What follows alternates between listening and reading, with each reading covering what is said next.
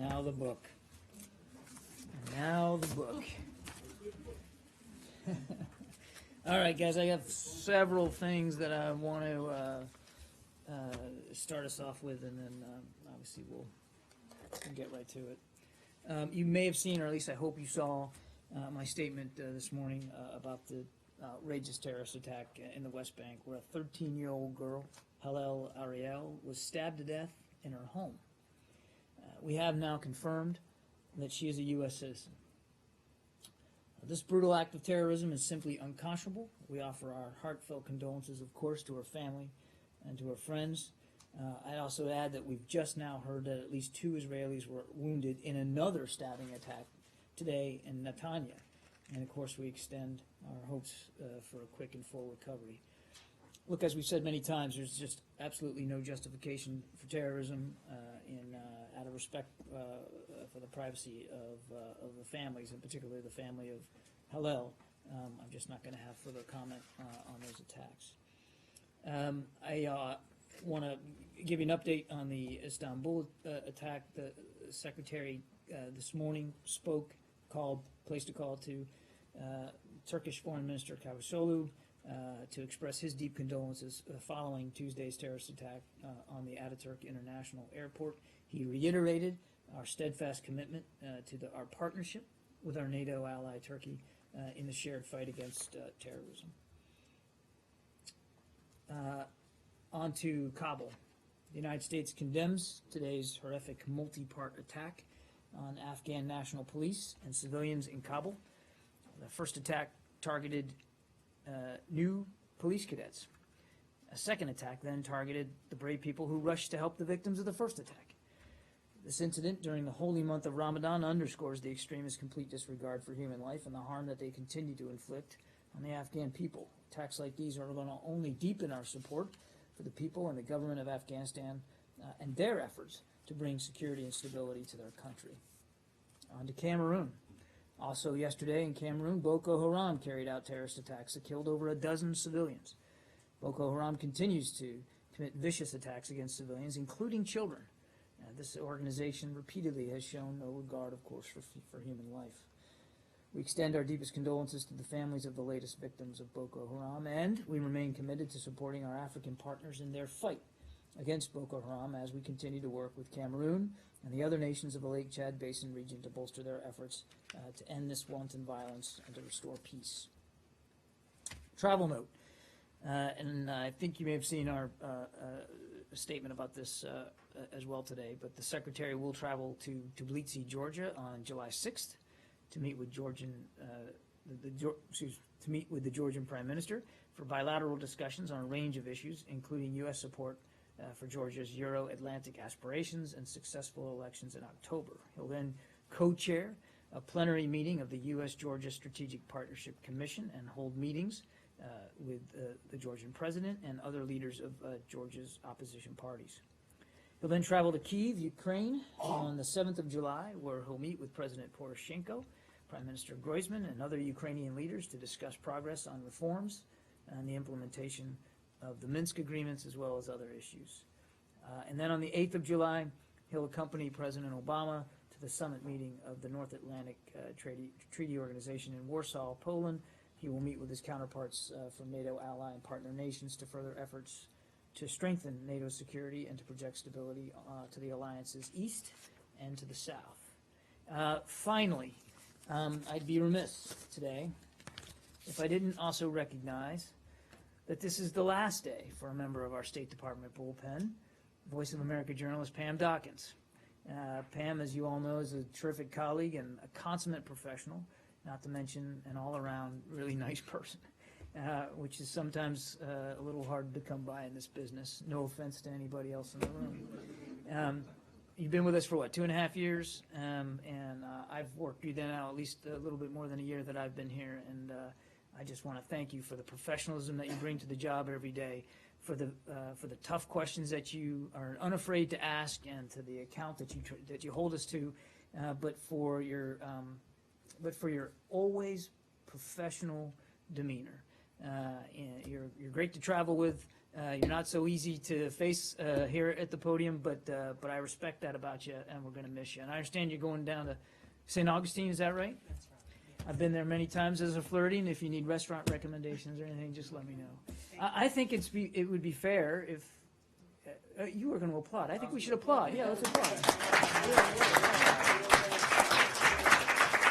Great. We're gonna miss you. I also think it would be fair if we give you the option for the first question today, if you'd like it. I do have a question, but I think we want to go into the news of the day, and I'll come back to it. Okay, look at that. She's still a consummate professional, yielding the first question. So we'll start with you, Deb. Okay, so is there any truth to this report about how the U.S. has proposed on Monday, I guess it was, a new agreement that would enhance military cooperation between the U.S. and Russia in Syria? The report says that that Kerry is very supportive of it. We just heard Ash Carter be less than, he was a little hesitant about endorsing it at the briefing over the Pentagon. Is this new? Look, here's what I can say. I've seen the press report that you're referring to, and here's what I can say about it. We've been clear about Russia's obligations to ensure regime compliance with the cessation of hostilities. We have also been clear about the danger posed by al-Qaeda in Syria to our own national security. We're looking at a number of measures to address both of those issues while also accelerating the fight against Daesh. I'm not gonna speak to the details of ongoing internal or diplomatic conversations in that regard, but again, we have been nothing but clear and forthright about what we want to see happen inside Syria and what we want to see the Russians do with respect to the influence that we know that they have over Assad. So with deliberations, though, I mean, it sounded as if there was something that was actually transmitted on Monday. Yeah, Some sort I of think I'm going to agreement. leave my answer where I did, Deb. We've been very clear. We have been in constant conversation with other members of the ISSG about how to make the cessation of hostilities enduring and nationwide, about how to better go after groups like al-Nusra and Daesh, and we've also been very clear about the regime's role in violating the cessation and the role that Russia can play in terms of getting better compliance out of the regime. But I'm just not going to talk about the details of those discussions. Discussions, I might add, that again we've not been bashful about saying have been happening, but I'm just not going to go into the details. Sure, go ahead. So without referring specifically to this proposal, the ideas talked about do generally meet the criteria you've mentioned about military cooperation, don't they? I mean, you've said it would be good to cooperate more closely with Russia if they were attacking ISIS and Al Qaeda, which is what the proposal says, and if they weren't attacking rebels that we support, which is what the proposal says. So, I mean, broadly speaking, they do meet those criteria you've talked about before, don't they? We've made no bones about the fact that, and we've said it many times, that if the Russians, with their military presence in Syria, prove to be willing to focus those efforts against Daesh, well, that's a conversation that we'd be willing to have. I've said that many times. I'm not going to talk about the specifics that were laid out in this press report, and I'm not going to detail internal or diplomatic conversations. But again, I go back to what I said earlier. We have been nothing but clear and candid, certainly publicly, about what our expectations are with respect to the cessation of hostilities and to Russia's role here in terms of the influence that they have. But Kirby, you're suggesting that those discussions are taking place about, I mean, you're actually confirming that in this report by saying that you're not prepared to give details, but can you just at least say that those discussions are taking place? The Secretary and everyone else has been frustrated by the fact that none of the humanitarian aid has not been delivered, and that the bombing of ISIS positions or the bombing of the opposition has not taken place, or continues to take place. So there is a frustration. So is there a frustration that this is not happening, and therefore should something else needs to be looked at, including what this article says is an expanded bombing campaign? Well, again, I'm not going to talk about the specifics of this press report, but Are we frustrated by what's going on the ground in Syria? Absolutely. And the Secretary has been very vocal about that the status quo is not sustainable. It's not acceptable. Too many Syrians continue to die at the hands of the Assad regime, either through barrel bombing or through starvation and lack of proper food, water, and medicine. So the situation obviously has to change. And the Secretary has been extraordinarily committed to trying to bring about that sort of change in Syria. There are three legs to that. The political track, that's the discussions between the regime and the opposition, which UN Special Envoy de Mistura is leading, the cessation of hostilities, and access to humanitarian assistance. All three of those things are important. And no real progress on any one of them can really be had without progress on all of them. And he has been tireless in his efforts to try to move each of those legs forward and to get better outcomes than what we're seeing right now. Yes, there's been some access to besieged areas, largely on the ground, but it's still not enough. Yes, there have been pockets in Syria for short periods of time and in localized area that have seen a reduction in violence, but it's not enough, and it's not over the course of the entire country, and it's not enduring, and it's not being uniformly enforced. And yes, there have been discussions between the opposition and the regime, but you well know, Leslie, that those talks after 3 rounds still have not gotten us any closer to getting this transitional government process in place. Now, I know I'm kind of rambling here, but I'm trying to make a point that we continue to work diligently inside the International Syria Support Group and with the UN to try to move the processes forward in Syria to achieve better outcomes. There are, throughout that process, there has been and there will continue to be lots of discussions, lots of conversations, lots of proposals. And there have been proposals offered by multiple parties inside this process. And they are all given due consideration. I haven't yet, and I'm certainly not going to start laying those out publicly. And I'm not, by saying that there's ongoing conversations, by saying that we're obviously interested in discussing ways to get at better outcomes in Syria with Russia or with anybody else in the ISSG, I'm not confirming this particular press report. When last did the Secretary speak to Lavrov? Let me look and see if I have that.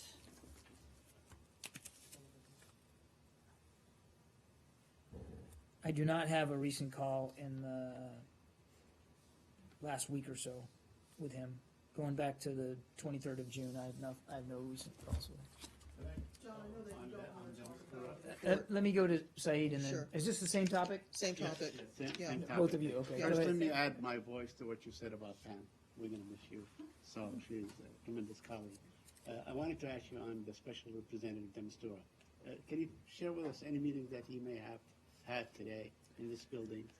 I know he's in town for discussions. I don't have a readout of his agenda. Okay. So we'll see if we can dig that up for you. I don't have a specific Okay. Well, agenda for him. he held a press conference yesterday at the United Nations right after the closed meeting, and he said that conceivably a meeting by the 1st of August is doable, provided that everybody comes in with the intent of being serious and not just holding talk just to hold talk. Sure. And he was followed up on who do you expect? He said, well, basically the Russian and the United States. So what is it that you need to bring in to these talks to make them happen? Because otherwise, I think he painted a very bleak picture. He said this is the last round for President Obama, possibly for the Secretary General, and so on. Suggesting that maybe in the offing there's not going to be any talks, in the future after the next General Assembly. So what are you prepared to offer? Who are you prepared to pressure? How can you deliver the opposition to bring in something substantive? Well, Said, I think I kind of got at that in my last answer to Leslie. I mean, we understand and we know all too well that the first 3 rounds of talks were troubled and were set back by the fact, well, by many things, but without question, that the cessation of hostilities was not being adhered to. It wasn't being enforced, that many opposition groups and civilian targets were being hit. And it's difficult to carry on a political discussion about a transitional governing process with the regime when that's happening, and we understand that. There was also much less access to humanitarian assistance back then. All of that did not exactly set the climate properly for having meaningful talks about the political track. So again, back to my answer to Leslie, mindful of that, the Secretary continues to try to find ways, and I've said this many times before, to get the cessation of hostilities, which is still fragile, to be less fragile, to be enforced across the country by everybody, and for us to make sure that those parties not adherent to the cessation, al-Nusra and Daesh specifically, continue to remain under the appropriate amount of pressure, and that is not, I mean, not uniformly happening certainly on the regime in the Russian side. So, so there's a lot that we think needs to continue to be done to try to set the proper conditions for the resumption of meaningful political talks. Now, I wouldn't begin to try to speculate for you when the next round can start, and I'm not prepared to say that the next round's the last round. I can assure you that that's not the Secretary's hope or expectation. He wants to see us get moving as quickly as possible, because every single day more and more Syrians are dying. More and more Syrians are being put at risk. Their lives and their livelihoods are being lost. And that is the sense of urgency driving the Secretary forward. And I can tell you that he is fixated on it, and he will stay so. So again, I'm mindful of the challenges, certainly, and mindful of the steep hill that we know the UN Special Envoy has to climb. And I can assure you that we have every intention of climbing that with him every step of the way. John, I know that you don't want to talk specifically about the story, but going back to Secretary Carter's answer a couple of hours ago, the report notes that he was opposed to it because among other things, it would in essence let Russia off the hook for what it has done in Ukraine, the annexation of Crimea, the ongoing interference in the stability of the eastern part of Ukraine, and that is really at the heart of his opposition to it. Is the U.S., in the interest of trying to restore stability, trying to bring back Syrians to their country, willing to make a purely transactional agreement with Moscow, even if it does mean that it's getting a little more integrated into the world's security posture? I'm not sure what you mean by transactional, but let me just frame it this way. Nothing's changed about our views on Russia's annexation of Crimea, which we still consider illegitimate. Nothing's changed about our views of their activities in Ukraine and the violation of Ukrainian territorial integrity, or our belief that the sanctions against Russia need to stay in place until Minsk is fully implemented. So we're still, nothing has changed about that. And the Secretary continues to discuss with Foreign Minister Lavrov, and Assistant Secretary Nuland continues to discuss with counterparts in Russia and in Ukraine how we can move forward on getting Minsk fully implemented. And I can tell you that we remain committed to that. In Syria, we have been, again, nothing but candid and forthright about our concerns about the situation on the ground, and that Moscow is either not using their influence appropriately on the Assad regime, or the Assad regime is proving resistant to that influence. In any event, the situation on the ground is not sustainable, and we continue to want to see Russia use its influence, the influence that we know they can have, because it has borne out in the past, Right. to continue to use that influence in a manner in which can reduce the violence and allow for more humanitarian access to millions of Syrians that are still in need. This isn't about transactions, Roz. It's about outcomes. And it's about continuing to work inside the framework of the International Syria Support Group, of which Russia is a founding member, Right.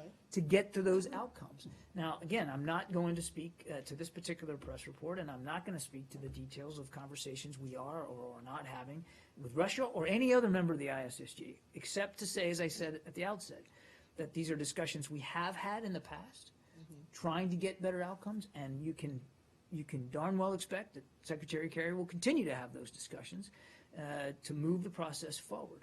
Is it fair to say, this is my last round, Barbara, is it fair to say at this point that the U.S.'s goals are fundamental but essentially modest? Expand the ceasefire nationwide and get food and medicine in, and anything that comes beyond that is gravy? No, I wouldn't associate myself with that characterization one bit. Our goals in Syria are not modest, and they're not just our goals. If you look at the communiques coming out of Vienna and Geneva, if you look at the UN Security Council resolution, it is clearly a representative statement of the international community. I mean, this International Syria Support Group is, 20 plus members? Again, Russia is a member. Iran is a member. Sorry, I said member.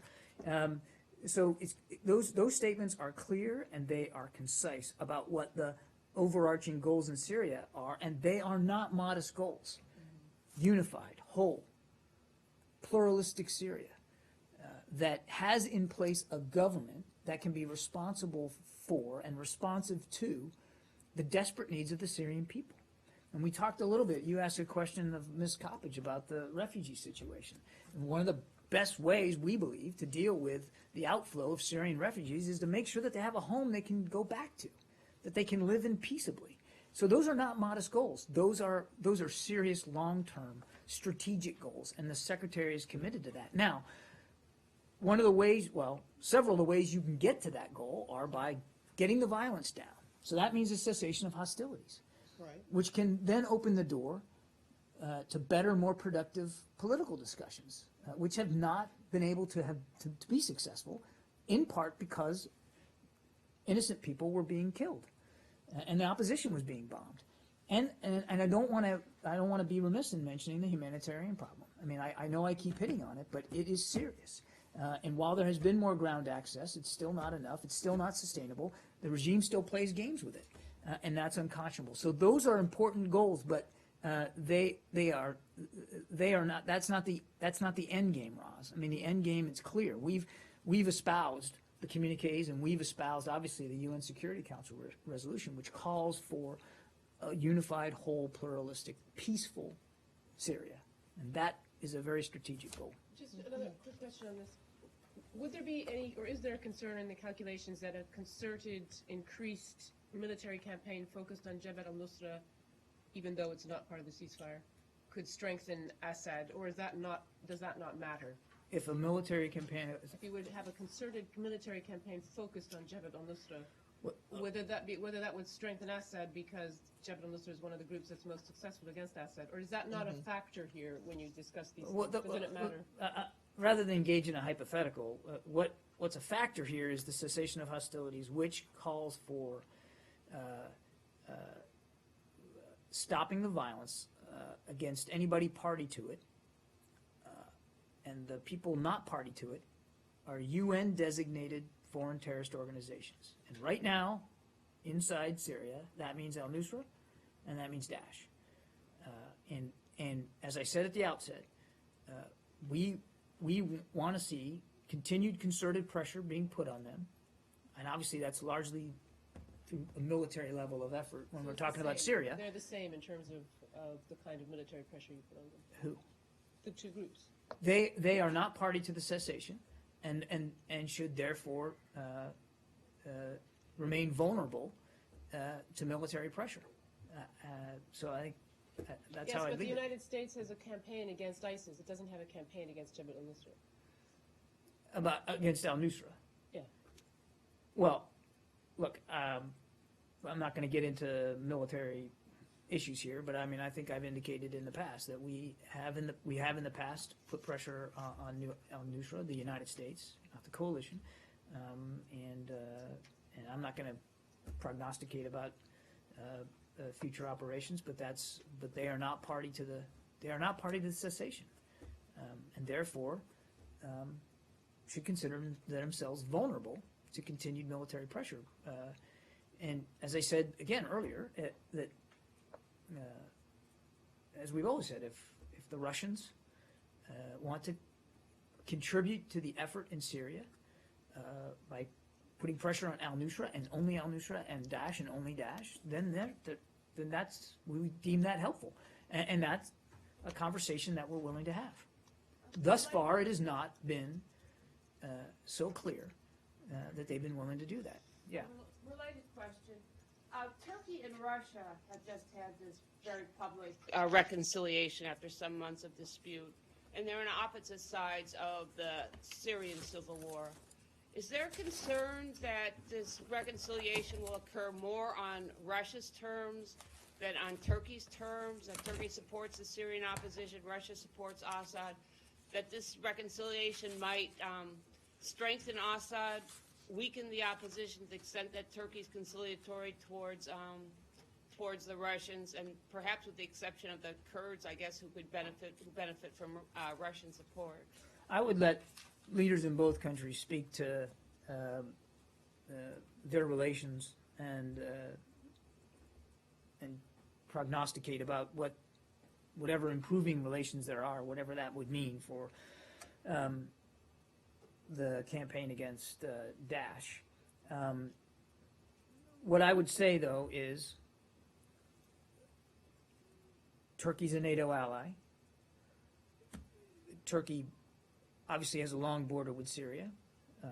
They are working to deal with certain stretches of that border. They have been cooperative with the coalition in terms of support to coalition operations against Daesh. And we look for that cooperation to continue, and we want to continue to find ways to deepen it and to improve it. With Russia, Russia is not part of the coalition against Daesh, but as I said and continue to stress, that to the degree to which they are willing to focus their energy and their efforts against Daesh in Syria, that would be a welcome contribution, and we would be willing to continue to have conversations with them about how they can be effective in that regard. But again, there's still a lot of work to be done. There's still a lot of conversations to be had. I won't and wouldn't speculate about the relations between Turkey and Russia and what that might mean. That they have been able to have that conversation, that they have been able to begin a healthy discussion, we certainly welcome that. We stand nothing to gain from there being animosity between them, whether it's over what's happening in Syria or elsewhere. To the degree that the international community can stay or be united against Daesh, again, that is all to the good. This is a group that enjoys no support from nation states. And so to the degree to which nation states can continue to put pressure on them to degrade and defeat their capabilities, again, all that's to the good. Kirby, the White House just confirmed that Mr. is in town, in D.C. today. Who is he meeting from the State Department? Is he meeting? I just got that question. Did you? Yeah. Oh my goodness, where was I? Forgive me. Do you have another one? I can't believe I've missed that one. I'm just so riveting up here. It's just my eloquence. I'm sure that's what it is. Go ahead, Syed. Let me ask you a related question. I mean, in light of the horrible attack in Istanbul, Yeah. is that in any way an indication that this whole war on terror is maybe misguided? That, perhaps, the attacking territory or driving Daesh and it's, No. different, whatever. No. No. And I think because apparently, obviously, they are able to strike and move about Sure. and so on. And maybe it ought to be like law enforcement or like Interpol or Mm-hmm. that kind of cooperation and so on among nations. Yeah, rather and that's than happening, a war. actually. That's happening, Said. I mean, the short answer to your question is no. And we believe that their increasing reliance on spectacular, more classic terrorist attacks is, in many ways, a representation of the pressure that they're under in Iraq and Syria. And Brett McGurk was talking about this not just a couple days ago. They've lost nearly half of their territory in Iraq, about 20% of it in Syria. They're well, wait a minute. That's exactly the point. They lose territory, but they're able to strike elsewhere. Yes, And and more horribly. and we talked about this months ago that that wasn't a surprise to us. That as they got under more pressure, they have lost much of their composure as a quasi-military group. You know, when this first started, they were storming across the border in tracked vehicles and convoys and armed pickup trucks and moving almost like in military formation. They don't do that anymore. And you just saw what happened, a day or so ago, when they tried to leave Fallujah in a massive convoy of trucks, and they got hit pretty hard. So as they got under more pressure inside Iraq and Syria, what happened? They changed the way they communicate. They changed the way they operate. They started hiding inside the population, right? And they started resulting more in extortion and terror operations inside Iraq and Syria. And then as the pressure ratcheted up even more, what happened? They started to reach outside of Iraq and Syria, where they can't operate so freely, to conduct these kinds of spectacular attacks. Now, look, I'm not at all suggesting that they're completely down and out. They are under enormous pressure in Iraq and Syria, but they are still capable of conducting these attacks, and we take that seriously. And so they have adapted to the pressure we put them under. We are also adapting to their adaptation, if you don't mind the lengthy explanation there. So we are adapting too. Interpol is involved. We have now more information and intelligence sharing arrangements with allies and partners in the region and in Europe than we did before, and more cooperation, I might add. And more than 30 some odd nations have adopted administrative and legal procedures to try to get at the foreign fighter threat.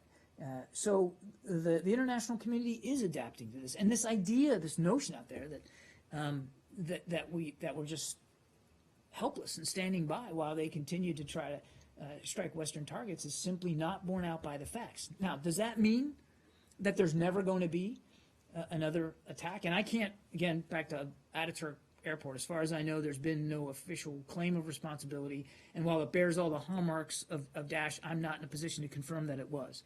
So let me just state that up front. But obviously, we're mindful that the danger of terrorist attacks against Western and or soft targets remains. That's why we're continuing to adapt our approach as well. That's why the interagency here in the United States is working so hard to try to prevent these attacks. But if somebody's committed to blowing themselves up, it's going to continue to be hard to combat that as they change the manner in which they try to prove able to do that. They only have to be right once.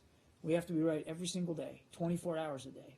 And I can assure you that, at least from the United States government perspective, we're committed to trying to make sure we're as ready as possible. Go on.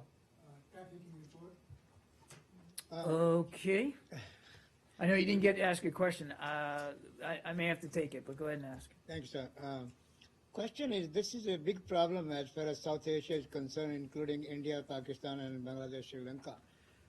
Many of these sheikhs from the Middle East, they come there, buy little girls, small girls, and lure them also for money and all that. And poor parents might, sometimes they sell them, and sometimes they are just trafficking. How big is the problem as far as South Asia is concerned, as I mentioned, these countries, and what U.S. is doing, because this has been going for many, many years as far as Middle East is concerned, and those big rich sheikhs, they go to India and these in South Asia. Well, look, obviously we're mindful of trafficking issues in South Asia and around the world. I would point you to the report that we just released today, which I think will better answer your question than I can from up here. When it lays out our concerns in the region, and as you heard Ms. Coppage make clear, we obviously have tools at our disposal to deal with it, and the Traffic in Persons report is actually one of those key tools, because it is a report card on various countries and their conduct and performance improvement or lack thereof with respect to trafficking in persons. Another question, if I may, just I'll another come one? back to you in a second. Sure. Yeah, go ahead. As far as this MTCR is concerned, this time which India became the member, and of course, U.S. Did help or supported, but this time for this membership, China was not very much against it or didn't say much. But what's happening as far as NSG is concerned? Say that last part again? What's happening with membership in the NSG? NSG? Yeah, and because China is still opposing it, and but as far as MTCR, they didn't much spoke about against it. Well, I'll just say again, India has a strong record and we believe deserves to be included in the NSG. That's why the administration, including senior White House and State Department officials, made a concerted effort, and I do mean concerted effort, to secure India's membership in the recent NSG plenary that was held in Seoul. And we talked about this. We're obviously disappointed that India was not admitted during this recent session. But I can tell you that we're going to continue to work constructively with India and all the other NSG members on India's accession in the months ahead. We're not going to let that go. Okay? Thanks, sir. There's a bipartisan push in the Senate to stop selling arms to Bahrain because the senators believe doing so violates U.S. law. The State Department has criticized Bahrain for human rights violations. With this being the case, how is continuing arms supplies not a violation of U.S. law, or do you think it is at this point? Are you basing that on the fact that we got a letter from Congress? That question? Did you get a letter from? Oh, well, what I've said, how is that? we've seen reports of the letter, but we've not yet received it. I didn't understand if that's what you were referring to. We've seen reports, but we've not yet received it. But the arms supplies continue, and why? We does the continue State to Department urge the say- government of Bahrain to reverse their recent harmful actions. These, as you know, include the suspension of the opposition political society, al-Wafaq, the extension of the prison sentence against Wafaq Secretary General Sheikh Ali Salman, the detention of activist Nabil Rajab, and the revocation of citizenship of Sheikh Issa Qassam. As Secretary Kerry underscored to the Bahraini foreign minister, recent government actions against civil society will only lead to greater instability, with potentially grave consequences for not only Bahrain but also the broader region. To your question, as you also well know, we had put restrictions on foreign military sales to Bahraini security forces recently. About a year ago, we lifted some, but not all. And as I said about a week or so ago, we've proven in the past we're not afraid to put those kinds of limits in place if we feel like we need to, and we will continue to review our options going forward. But it is up to the State Department to determine Bahrain as a systematic violator of human rights. What else does Bahrain have to do for the State Department to make that determination I'm not and gonna- stop arms supplies? I won't speculate about specific determinations one way or the other. I think I've been very clear about what we expect of Bahrain's leaders. And I think we've been very clear about our concerns about very specific recent actions that they've taken. And we've been very clear about urging Bahrain to reverse those exact actions, every one that I just mentioned. So you asked me, what do they need to do? They can start by reversing those actions, which we have said to them in numerous ways. And again, I'm not going to speculate one way or the other about where things go. What we want to see happen right now is for them to reverse those actions. But why does the U.S. continue arms sales despite the concerns that you have voiced? We lifted, we had stopped them altogether, as you know. We lifted a partial element of them to help Bahrain deal with real, tangible counterterrorism threats that they face. But we didn't take all of it away. And there were still some in place over some of the Interior Ministry police forces, because we believe that there was more work that needed to be done, and we still believe there's more work to be needed and done, and that restriction is still in place. And I won't speculate going forward about what decisions we might or might not make. What we're focused on right now are the decisions that Bahrain has made recently, and seeing those decisions reversed, okay? But, are you at all concerned that Bahraini authorities may use some of the U.S.-provided weapons to crack down on the opposition? We always have concerns about the end use of items that are inside the foreign military sales program, and there are often, and I can't cite chapter and verse in this case, but there are limits placed upon that, end use limits that are placed upon articles that in the foreign military sales program. And again, what was lifted was certain items, and I can get you the list of specific items that were lifted, but certain items that were geared towards counterterrorism efforts and counterterrorism capabilities that Bahrain continued to need.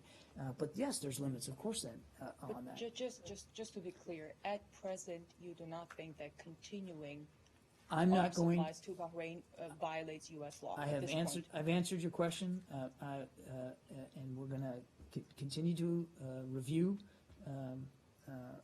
Bahrain's actions going forward. And I'm not going to speculate one way or another about decisions that haven't been made yet. Yeah.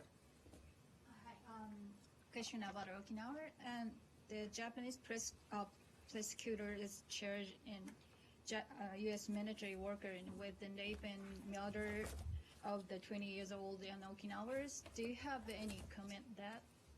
A comment about what? I'm sorry.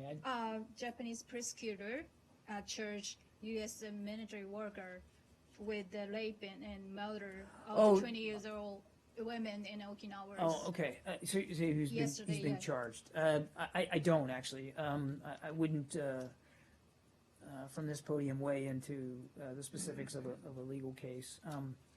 Again, we were all outraged by this crime. You called him in your question a U.S. military worker. I think it's important to make sure that it's clear that this individual was not a member of the United States military, but a civilian contractor. And that's an important. I'm not minimizing the crime at all. We're all outraged by it, but I just wanted to correct that one bit in your question. And I know that Ambassador Kennedy remains in close touch with Japanese authorities and with U.S. military authorities as this investigation proceeds. But I wouldn't want to say anything from the podium to insert ourselves into this legal case one way or the other. Pam. Armenia. Was that going to be your first question, Armenia? There are regional reports that the Secretary spoke to Armenia's president today. First, can you confirm? And then secondly, if so, was the context largely on looking at progress for Nagorno-Karabakh? He did speak with both the president of Armenia and Azerbaijan. I don't have a detailed readout for you. We'll see if we can get something a little bit later today. But the conversation did happen. Those conversations, it wasn't one call, it was two, did happen. And of course, they talked about Nagorno-Karabakh and where things are going and our desires to see a peaceful resolution there. But I just don't have a more detailed readout for you. Okay. Abby. I wanted to follow up on a court filing today by the State Department where they said they would need an additional 27 months in order to complete a FOIA request. Is that the kind of timeline with FOIA requests that we should be expecting, and would an increase in resources be required to meet the mounting FOIA request? Is there an outstanding request to Congress? So a couple of thoughts there. I think I can't comment on the specifics of matters that are in ongoing litigation. I'd refer you to the court filings in this case for all the details, because we just can't speak to it with great specificity. But generally speaking, and I think you've heard me talk about this before, but there has been a dramatic, significant surge in FOIA requests to the State Department in recent years, which we are working very, very hard to clear and to respond to. Just since 2008, the volume of FOIA requests here at the State Department has tripled. In fiscal year 2015 alone, we received 22,000 FOIA requests, and that's just in one fiscal year. So the other thing I'd say is that these requests are also frequently more complex and increasingly seeking larger volumes of documents, requiring more time, more resources, and frankly, more interagency coordination. So, again, without speaking to the details here, I just tell you that you have to, in considering the response time to any single FOIA request, you have to factor in the cumulative effect it has on an office that is already working at full tilt to try to deal with a very large volume of increasingly more complex and cumbersome FOIA requests. But I'll say this. The Secretary takes our FOIA obligations very, very seriously. It's why I hired Janice Jacobs to come in as a transparency coordinator. She's working hand in glove with the people in the FOIA office to try to improve processes, to try to help clear the backlog. It is a difficult job when, you know, you're, as you bail water out of the boat, water keeps coming in. So they're working at this very, very hard.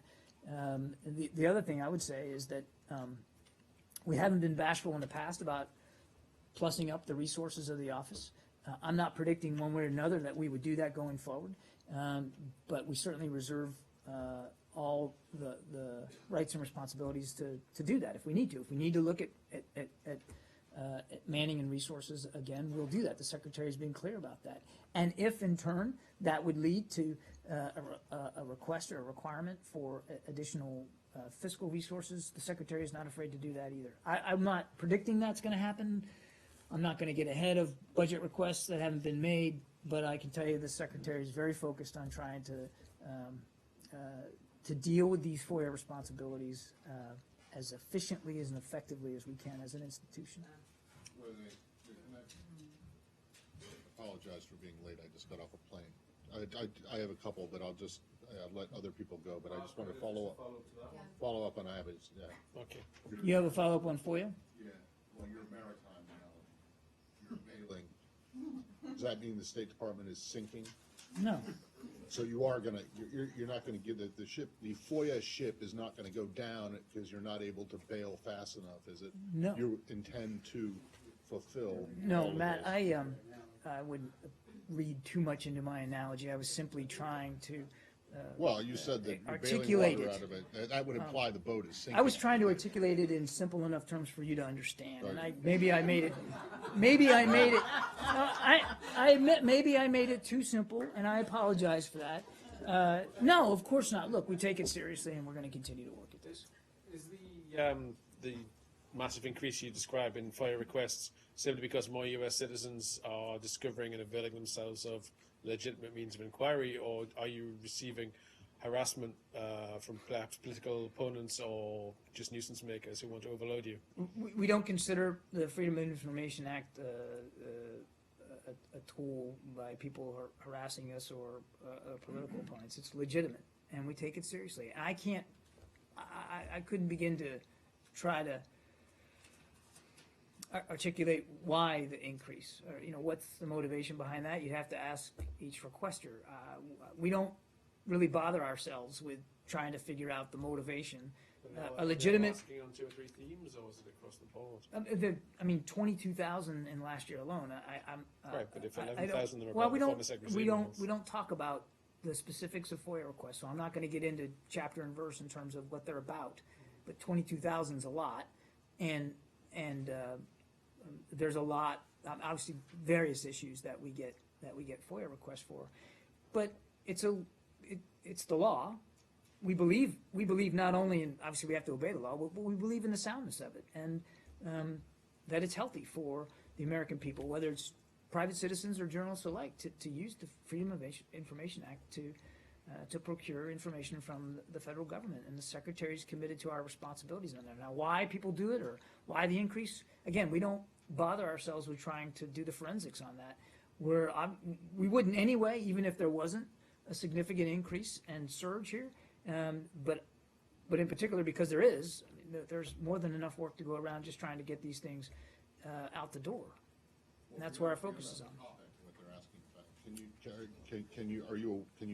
Can you tell us 22,000 requests last year, what years those requests cover? Like, say, what percentage of them covered the years 2009 to, say, 2013? No, I can't, and I don't, and we wouldn't characterize them. Yes, Jenny, way in the back there. So long. Yes, I know. Yeah. I know. Do you have any information on that North Korea preparing for another nuclear test or another missile launch for the on 4th July, Independence Day? I wouldn't, as you know, get into intelligence matters one way or the other, We need or to try know to about that. prognosticate. I have another question for that. The U.S. Congress reappointed North Korea as a terrorist country. Do you have anything on that? Look, we've been, we share Congress's concerns about the provocative activities of the North and about the destabilizing actions that they continue to take that are doing nothing to contribute to stability and security on the peninsula. And that's why we so resoundingly supported the new UN Security Council resolution that enacted the toughest sanctions in 2 decades, with a much tougher enforcement mechanism attached to it. I mean, we're very focused on the danger that the DPRK still poses. Do you think provocative is terrorist act? Look, they're a provocative nation on multiple fronts. Yeah, in the back there. I already got you. Go ahead. Sir, Jahan Saif Ali from Airway News TV.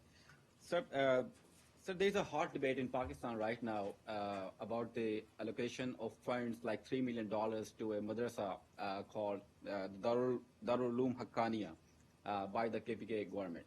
So many of the political parties in Pakistan and even the former President Asif Ali Zardari lashes out on the provincial government for allocation of these funds at this madrasa, also called factory for jihadis. So I sent this question to your press team, but I was surprised they choose not to comment on that. So, what's the reason, sir? Just because you send a question to the press team doesn't mean I have to answer it. I'm kidding, of course. Look, let's see, I thought I had something in there.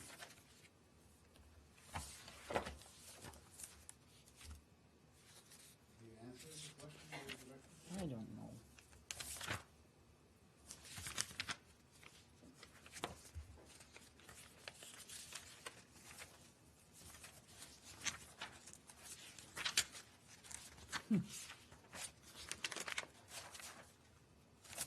You're gonna have to let me get back there. Sir, are you She said I aware? have it. I'm trying to find it. Help me out, Elizabeth. Where is it?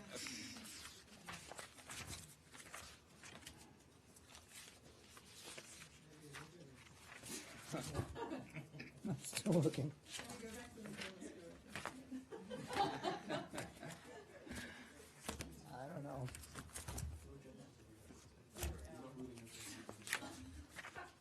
Hang on. Here we go. Well, that took a while.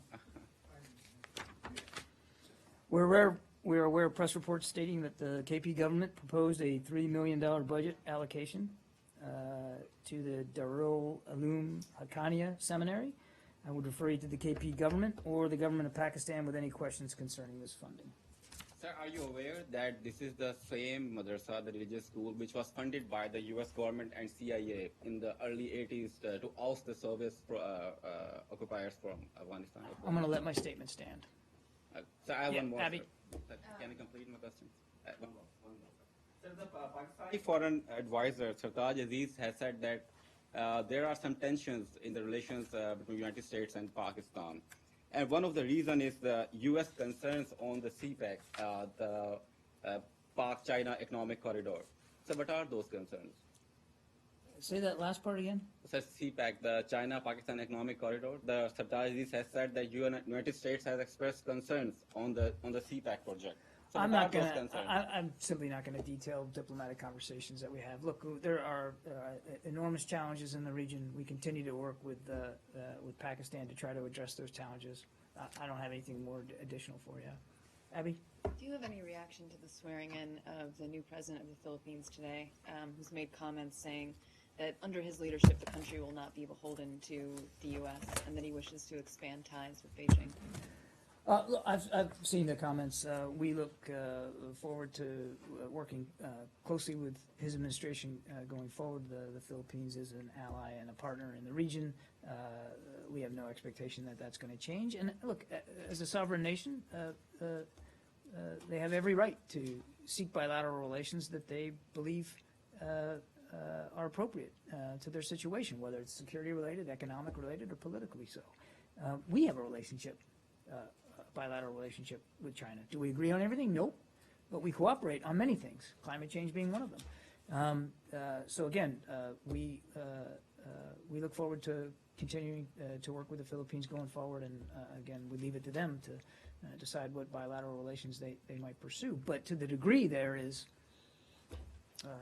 avenues for dialogue and discussion and constructive movement forward in the region, well, that's healthy, and we would want to see that. Okay, I got to go. Thanks, everybody. Nope, thanks. I got to go. Sorry.